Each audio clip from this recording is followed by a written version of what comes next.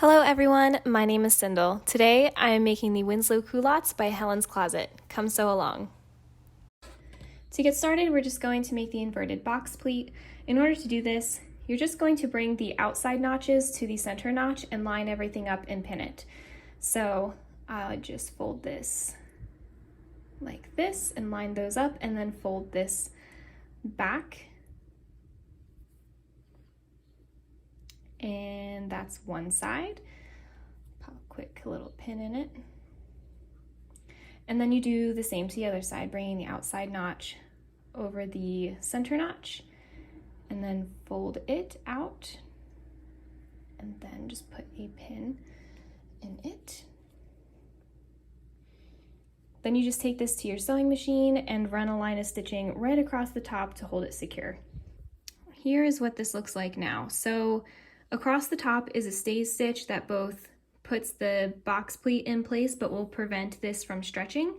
And then just below that at the 5/8 mark is a line of basting stitches to help hold this box pleat in place until the waistband is secured. Whenever you're doing a basting stitch, you want to use the largest stitch length that your machine has. For me, that's a 4. So you should have something that looks relatively like this. I decided I wanted to do the slash pocket modification and the half of the elastic waistband modification for my Winslow Culottes. So my order of operations are going to be a little bit different here, but mostly the same. So if you're wanting to do a regular pattern, you can follow the directions, but if you're wanting the slash pockets and the elastic waistband, this is going to be an excellent sew along for you. I'm using a blush pink lyocell twill and it's got a nice drape to it and it's actually kind of shiny in the sunlight, which I really like. But whenever you're working with solid fabrics like this, it can be difficult to keep track of which side is the right side. So I actually, in the seam allowances, tend to put a little note to myself that this is the right side in heat erasable pen. So I'll just take this to the iron later and it will go right away. So always test out any markers that you're using on your fabrics though to ensure that it is going to go away. So the first thing I'm going to do is line up the slashed edge of my pocket with the slash edge of my front of my pants, and I'm going to pin this together and sew it with right sides together. Now that my pocket has been sewn to my pants, what I'm going to do is I'm going to take this to the iron and press the pocket away from the pants and the seam allowance away from the pants in order to come back and understitch the seam allowance to the pocket. This is what that looks like on the wrong side and on the right side. So you'll notice that the stitching is only visible on the pocket, and the pocket is going to eventually get flipped under like so, and that's going to make this a super crisp, clean pocket. So you don't want to skip the understitching. I used to skip understitching all the time, but it really does make a difference in your finished garment. So just make sure you do that to both sides. So once you have the pocket attached and understitched to both of the fronts of your pants, you're going to work on closing off the bottom of the pocket. If you're following Helen's tutorial, she says to bring these right sides together and stitch the bottom of the pocket. But I've decided, since this is such a simple pattern, it's a really great opportunity to use something a little bit more fancy like a French stitch or a French seam. So I'm actually going to be doing French seams on everything that I possibly can, which means I'm going to actually bring my pocket together with wrong sides facing, and then I'm going to sew this at a 1/4 of an inch right along this bottom edge, and then I'm gonna flip it out, and well, I'll just show you that when we get there. This is what the pocket looks like. Once again, the wrong sides are together and the right side is facing out. I went ahead and I stitched it at a 1/4 of an inch, but then I further trimmed down the allowance to get rid of all the little frayed edges, and so it'll tuck in nicely. So a French seam is just a seam within a seam. So to finish this, I'm going to flip it so that it's wrong sides out, just like it should be. And I'm going to take this to the iron and I'm going to press it flat, and then I'm going to once again sew it at a 1/4 of an inch, and then the raw edges of the seam will be nice and cleanly encased. And this is what it looks like when it's finished. I love French seams. They're super simple, but honestly provides such a beautiful clean finish. So now this is the inside of your pocket, nice and clean, no exposed seam. And this is what is going to be on the inside of your pants. Super wonderful. So I'm going to do that to both sides. After finishing the bottom of the pocket, I just took this over to the iron and I folded everything in place. I would just recommend looking at Helen's blog to figure out how that is, but essentially you just line up the raw edges on the pant side and then the pant top and sew it into place. And then you have a slash pocket, just right in here. Also, y'all, when I did that, I accidentally snipped into my pants a little bit right here. I think it'll be covered in the final seam allowance. Like I think the final seam allowance runs here, so it'll be fine. But I might have to figure out how to repair that later, so be careful with your snipping. I have my slash pockets complete for both of my pant fronts, and I'm super excited about the way they look. I've never done slash pockets before, but this was a super easy modification, and I think it looks so professional and neat and clean. I'm also really happy that I decided to do French seam finish because if you can see, this fabric really frays. So if I did a regular zigzag stitch finish, I don't know how clean and nice it would have looked, but this is really nice and crisp. So now I'm just going to sew the front pant leg to the back pant leg. If you did the inseam pocket as the pattern comes, what you're going to do is sew down and around the inseam pocket and down. But since I did the slash, I'm literally just going to line the two up and sew straight down the edge. Now, because I'm doing French seams, once again, I'm going to line these up first with the wrong sides together versus the right sides, and then I'll trim the allowance like before, press it, flip it, stitch it. Another important note, I'm doing half of an elastic waistband, the other half that's on Helen's Closets blog. So I only had to do the box pleats for the front, but if you're doing the invisible zipper, you're gonna need to do the box pleats for the back as well. But my weight tends to fluctuate a lot throughout the year. Sometimes I'm training for half marathons and sometimes I'm not. And I also think it just increases the longevity of pants if you have a more flexible waistband, because it will withstand any fluctuations and shrinkage and that kind of stuff. So I typically opt for half of an elastic waistband when I can, because I love the look of the box pleat in the front, but I want the flexibility in the back.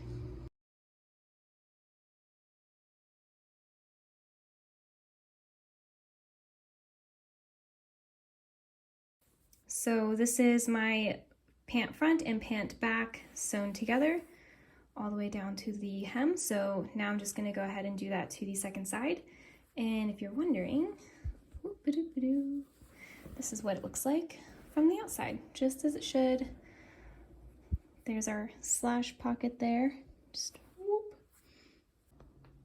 I also thought I would just show you real quick why we didn't do any kind of special seam situation to the slash pocket. It's because that seam is so well covered up and encased by the slash pocket. You know, it's way up in here, these edges where we understitched and everything. So it's gonna be well protected and hidden. So yeah, now the next thing that I'm going to do, once again with wrong sides together first, because I'm doing French seams, is to sew the inseam of the pant. So I'm taking the front of the pant and the back of the pant, lining it up on that center inseam, and I'm just going to pin it straight down, and then of course I'm going to press it, flip it, stitch it, and we'll be good to go. The next step takes a little bit of brain power, switching from regular seams to French seams, because this is the crotch seam in the pants, and in the instructions you place your pants together with right sides together, and of course we are going wrong sides together. And to do this, the pant leg on the outside is right side out, and the pant leg on the inside is right side in. So they're opposite and tucked into each other. And what you're gonna do is make sure that you have your two fronts together. So we've got box pleat here, and then back here, no box pleats.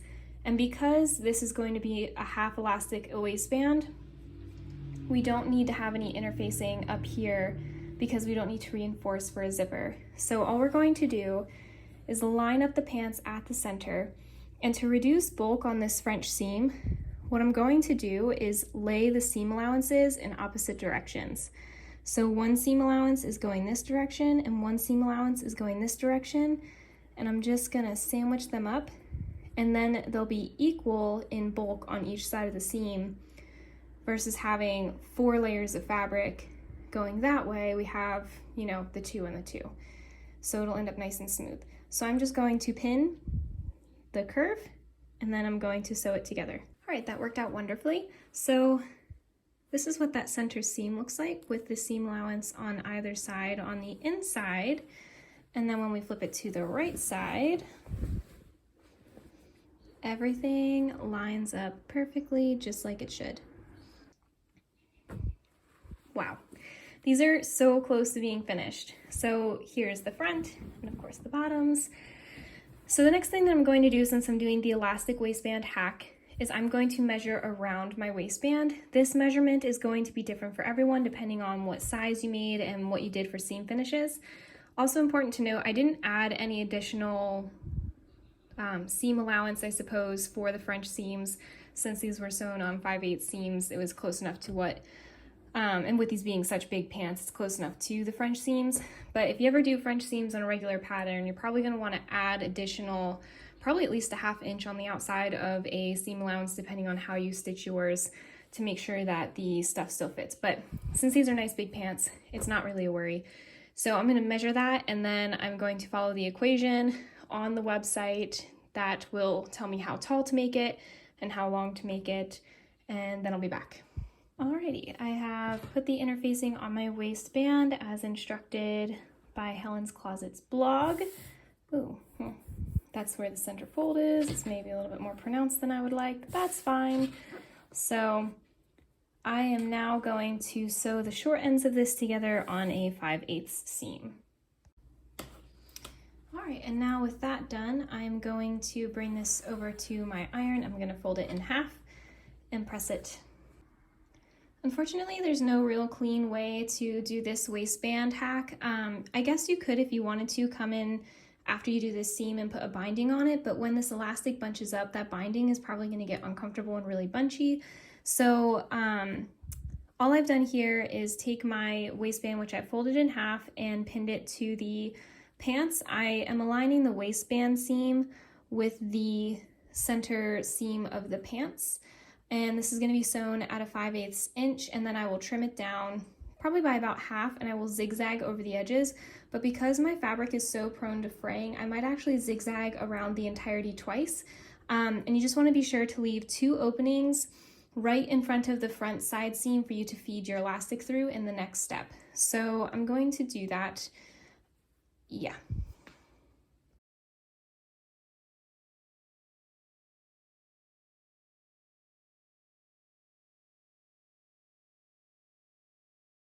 I have my waistband sewn on. I just wanted to show you how I did this here. I'll come right up to the spot that I need to leave open, backstitch a little bit because we're really going to be pulling on this opening and we don't want it to separate. And then I will just lift my needle and my presser foot and drag the whole entire project through by 1 inch or 2. And so you'll see I have the thread here and the thread here. And then I just, again, backstitch because this is going to get pulled on quite a lot. And then I just keep going. So I did that to both of the front openings right here and right here.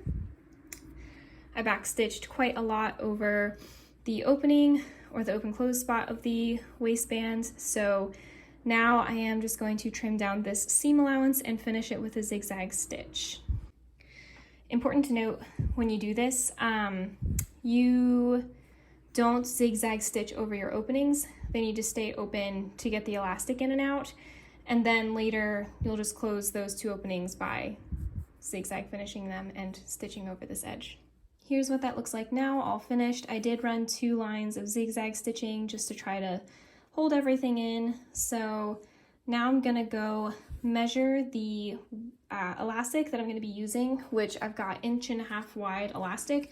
And I went for something that wasn't entirely stiff, but also wasn't really soft because There are some waistband elastics like what you may find in sportswear or sports bras that are really soft, but I wanted this to be a little bit stiffer so it lasts a little longer but not so stiff that it's uncomfortable. So this is bendy, but it holds its own. So this is 1.5 inch heavy stretch waistband elastic. So hopefully this lasts for a while and works. So that ended up being about 18 inches for me. I just put it across my back and brought it forward around my waist and tugged on it a little because I don't think you want it to have a lot of tension yet because it's going to stretch going over your body, but then you want it to kind of be neutral when it's on you. I don't know. This could be a big failure. Let's see how this works out. I'm now feeding my elastic through one of the holes in the waistband to the other side, out the other hole. I'm using a safety pin to bunch up and pull through my elastic in the waistband. You just want to go slowly and gently and try to distribute the bunches. You don't want to pull the elastic all the way through. You want to have this elastic still kind of hanging out a little bit of this hole so you can position it correctly in the seam. Same thing on this other side. I love how this fits, so now I'm taking these safety pins out, and what I'm going to do is sew the elastic into place with 2 lines of stitching on either side of the side seam to lock this in place, and I'll do that for both sides. All right, so sewing elastic is super slippery, so just do your best to run 2 lines of parallel stitching. No one is ever going to see this, and normally I would have had a thread that was even more matched to this, but I have started sewing lingerie, and I've got a lingerie book that says if you can't see it from 3 feet away, don't unpick it. And so for top stitching, that has become my motto. So these are not perfectly straight, but no one ever is going to know that. So once those 2 lines were sewn in on each side, I just closed off the bottom of the hole that was open and also zigzagged over it. So now my waistband is complete. And I love the way it looks. I love the way it fits because I love the box pleats in the front, but the fact that it's just got a little bit of room and give and it looks so nice. Okay, so the last thing is to hem the pants. So I'm just gonna go try these on and make sure that everything looks like it's sitting level, and then I'm gonna turn it up 1/2 inch, press, 1/2 inch, press, and then just run a good old top stitch on it and it'll be done. So exciting. So here is the finished pant. I'm so in love. I want to have these in every single color and every single length. It was such an easy make, so clean, so beautiful, so flowy. What more could you possibly want? I hope that you enjoyed today's sew along and you make your own pair of culottes. If you do, tag me. I'd love to see them.